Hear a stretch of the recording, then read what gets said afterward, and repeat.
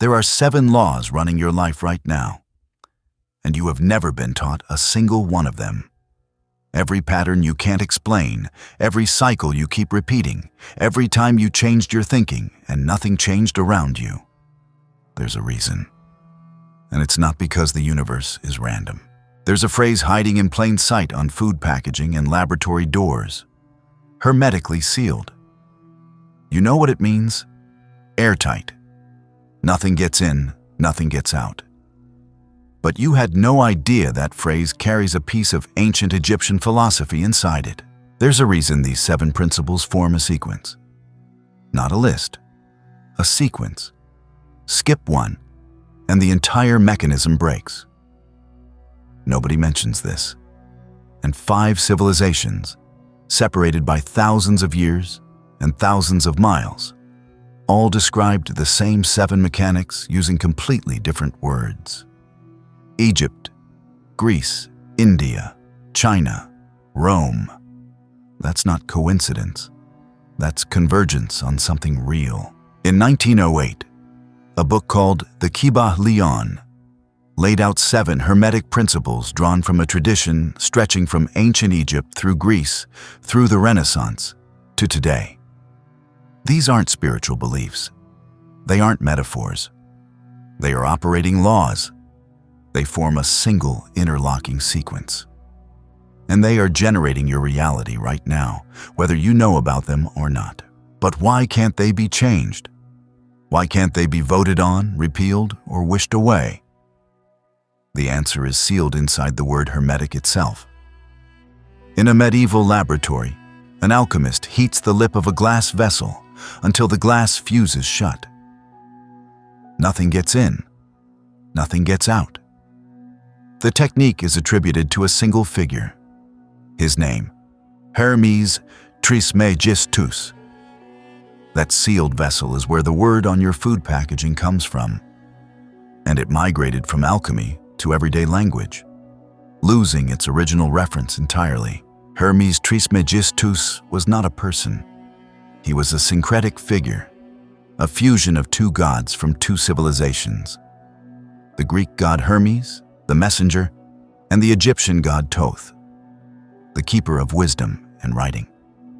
When Greek settlers arrived in Egypt after 332 BCE, they recognized these 2 as the same archetype and merged them. Trismegistus is Greek. Tris means thrice. Megistos means greatest, thrice greatest. 3 domains of mastery: body, soul, and spirit. The entire tradition named after this figure was called Hermetic, and the word Hermetic carries the key to everything that follows. Now look at the word principle. It comes from the Latin principium. That breaks down to primus, meaning first, and capere, meaning to grasp. A principle is literally that which must be grasped first. It is not a theory. A theory, from the Greek theoria, means a viewed hypothesis. It is not a belief. A belief, from Old English galeapha, means something held dear, something chosen emotionally. A principle is the foundational operating mechanism that comes before everything else. Mark Passio puts it precisely in his natural law seminar. Natural law is hermetically sealed. It cannot be repealed. It cannot be amended. It cannot be voted on, negotiated with, or wished away.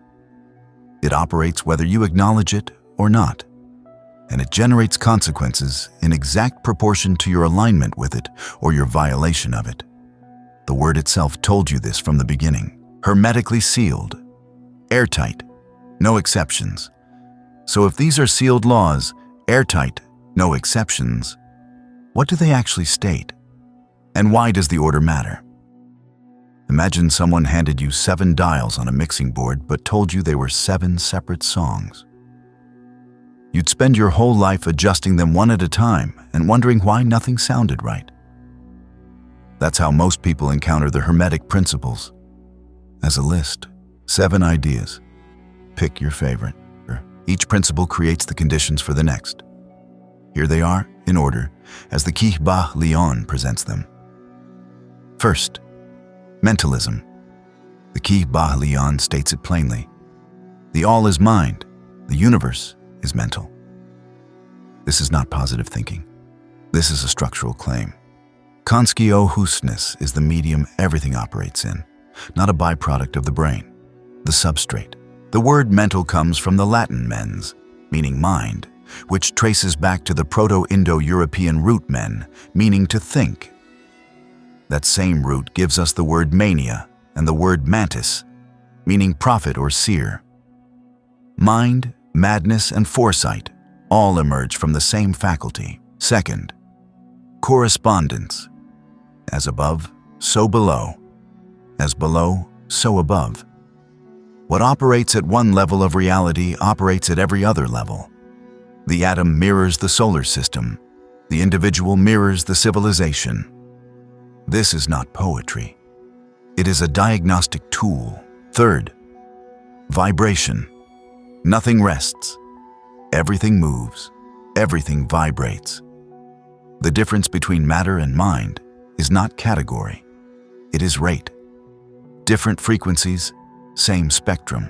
Fourth, polarity. Opposites are identical in nature, but different in degree. Hot and cold are not two substances. They are two positions on one spectrum called temperature. Love and hate are not opposites. They are degrees of the same emotional continuum. Fifth, rhythm. Everything flows, out and in. Everything has its tides. Every forward swing contains the seed of the backward swing. Every rise prepares the fall. This is not fatalism. It is a navigation warning. Sixth, cause and effect. Every cause has its effect. Every effect has its cause, the Kybalion adds. Chance is but a name for law not recognized. There is no randomness, only unrecognized causation. Seventh, gender. Gender is in everything. Everything has its masculine and feminine principles. The word gender comes from the Latin genus, meaning birth or kind, which shares its root with generare, meaning to generate. This has nothing to do with biology. It is the principle of generation itself. Every creative act requires a projective force and a receptive force. Thought requires initiative and gestation. Electricity requires positive and negative. The Kybalion is explicit. This principle has no reference to the many base, pernicious, and degrading lustful theories. That's the sequence. Mentalism establishes the medium. Correspondence maps the structure. Vibration provides the mechanism. Polarity gives you navigation. Rhythm reveals the force field you're operating in. Cause and effect delivers the accountability chain. Gender identifies the generative engine. 7 steps. One operating system, but definitions are one thing. Can you verify these outside of a book? Can you see them operating right now in physics, in biology, in your own body? Put your hand on a hot stove. You don't need a philosophy degree to understand what happens next. No belief required. No amount of positive thinking changes the outcome. That is cause and effect operating as natural law. It doesn't negotiate. It doesn't care what you think, but it goes further than everyday experience. These principles were stated centuries before modern physics existed, and modern physics confirms them. Take vibration. The Kybalion says nothing rests, everything moves. In 1911, Max Planck demonstrated that even at absolute zero, the coldest possible temperature, particles still vibrate. It's called zero-point energy. Werner Heisenberg's uncertainty principle confirms it. There is no state of true rest anywhere in nature. The Kybalion stated this as a law. Physics proved it as a measurable fact. Take polarity. Cut a magnet in half. You don't get an isolated north piece and an isolated south piece. You get 2 complete magnets, each with both poles. This is Gauss's law for magnetism, formalized in 1835. The 2 poles cannot be separated because they are not 2 things. They are one thing experienced at 2 degrees, exactly what the Kybalion states. Opposites are identical in nature, but different in degree. Take cause and effect. In 1963, Edward Lorenz at MIT discovered that weather systems, which appear completely random, are actually produced by deterministic equations. Tiny differences in starting conditions produce wildly different outcomes. But there is no randomness, only unrecognized causes operating through nonlinear dynamics. The Kybalion's claim, chance is but a name for law not recognized, is the same conclusion chaos theory arrived at from within conventional science. 2 sources, separated by decades and disciplines, describing the same mechanic. But if this is real, why did only one tradition describe it? The answer is, they didn't. 5 separate civilizations, independently, describe the same system. There's a Sanskrit phrase, nada Brahma, that translates to the universe is sound. There's a Greek word, logos, that translates to the rational principle governing all nature. There's an Egyptian concept, ma'at, that translates to the cosmic order that the earthly realm must mirror. These traditions developed their core frameworks independently, across different centuries and different continents, and they describe the same machine. Mentalism, the Hindu tradition of Advaita Vedanta, formalized by the philosopher Shankaracharya in the 8th century, teaches that Brahman is pure, undifferentiated konski ohusness. Not that Brahman has konski ohusness. That Brahman is konski ohusness. The material world is a superimposition upon it. The phrase tattvamasi, thou art that, means your individual awareness is not separate from the universal mind, that is, the all is mind stated in Sanskrit, correspondence. In ancient Egypt, Ma'at was the principle of cosmic order. The pharaoh's entire function was to maintain Ma'at, to ensure that the earthly realm mirrored the divine pattern. As above, so below, is the operational rule of Ma'at, stated thousands of years before the Kybalion was published. Polarity. In Chinese philosophy, yin and yang are not 2 opposing forces. They are 2 phases of a single process. Each contains the seed of the other. Neither exists without the other. The Taiji symbol is the principle of polarity drawn as a diagram, cause and effect. The Buddhist concept of karma, from the Sanskrit word meaning simply action, teaches that intentional behavior generates consequences proportionate to its moral quality. Every cause has its effect is karma translated into Hermetic language.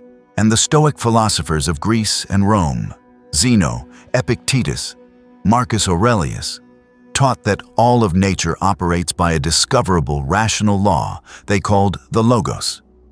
Human freedom, they said, consists in alignment with that law, not escape from it. 5 civilizations, separated by centuries, separated by oceans, using completely different words, arriving at identical operating mechanics.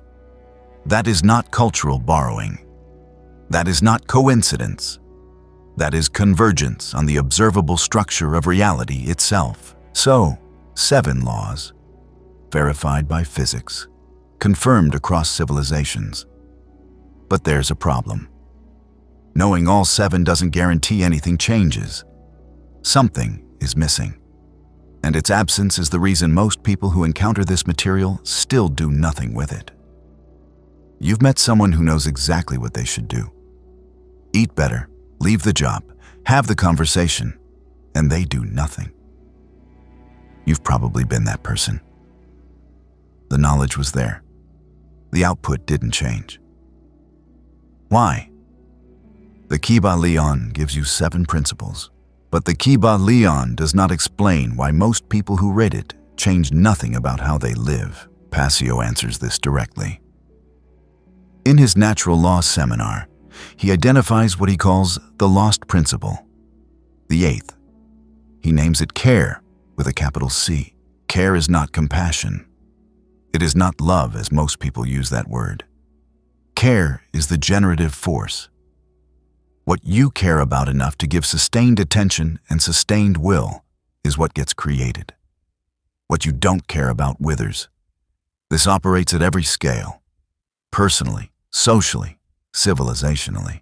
The world looks the way it does not because people lack information. The information is available. It has been available for centuries. The world looks the way it does because not enough people care enough to act on what they already know. Care is the ignition. Without it, the 7 principles are furniture. Interesting, decorative, inert. With care engaged, the 7 principles become an operational sequence, a diagnostic you can run before any significant decision you make. And it sounds like this. What mental state am I operating from? That's mentalism. Does it correspond to what I want to create? Correspondence. What frequency am I broadcasting?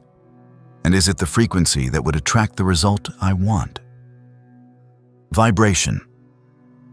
Where am I on the spectrum? Am I stuck at a pole? Or am I moving konski o husly? Polarity. Am I fighting the tide? Or am I reading the rhythm and acting in time with it? Rhythm. What cause am I setting in motion right now, and have I traced it to its probable effect? Cause and effect. Am I projecting my intention and allowing it to form, or am I forcing it? Gender. And the 8th question, the one that powers all the others. Do I actually care about this enough to sustain it through the full cycle? That's not affirmation. That's not positive thinking. That is a diagnostic sequence for evaluating whether your inner state is coherent with your intended output. 8 questions. Free, concrete, available to you right now. The person who runs this sequence is no longer just an effect, being pushed around by forces they can't see. They are becoming a cause, making konski ohu's moves instead of being moved. That's what sovereignty actually means in the Hermetic framework. Not a political status, not a legal category. The difference between being a piece on the board and being the hand that moves it. These 7 laws were running your life before you pressed play. They'll be running it after you close this tab. The only question is whether you'll keep being moved by them or start moving with them.